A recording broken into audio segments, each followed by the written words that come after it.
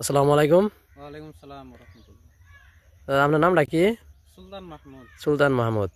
গায়ের নামটা কি? গা এক নং গা ধোয়া। এক নং গা ধোয়া। তাহলে কি মাকে লাগাছিলেন? দাদা পুষ্পান্ন লাগাছিলাম আমি। দাদা পুষ্পান্ন। হ্যাঁ। কার দোকান থেকে আনছিলেন? জাকির হোসেন দোকান ওখানে। জাকির হোসেন না আলিয়া গ্রেজেন্সি না? হ্যাঁ। তো মাকড়ি কিরম হয়েছে?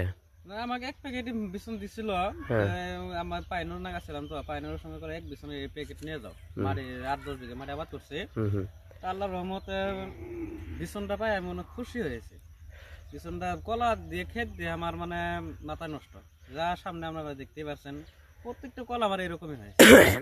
পানি ভালো না খারাপ হয়েছে?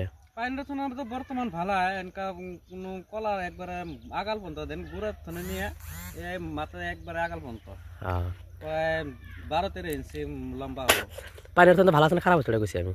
পাইনটা থনে অনেক ভালো আছে। পানি ভালো হয়েছে না? হ্যাঁ। তো আগামীতে না গাছে পাইনর আমার একদম মানে বহুত রেজাল্টটা খারাপ দিছে ভাই। খারাপ দিছে না? হ্যাঁ। তো আগামীতে আর গাড়া যাবো কি? হ্যাঁ ইনশাআল্লাহ একদম টেনশন নাই। আমি তো আশা করি এটা যেন সবাই গারে আমি ইনশাআল্লাহ সামনের থনে এই গারমু আমি। এবে শিবম দাদা পুষ্পরে আমি বহুত নাগাছে 3-4 বিঘা মাটি নাগাছে কলা আরো গুলো আরো ভালো। আচ্ছা, ঠিক।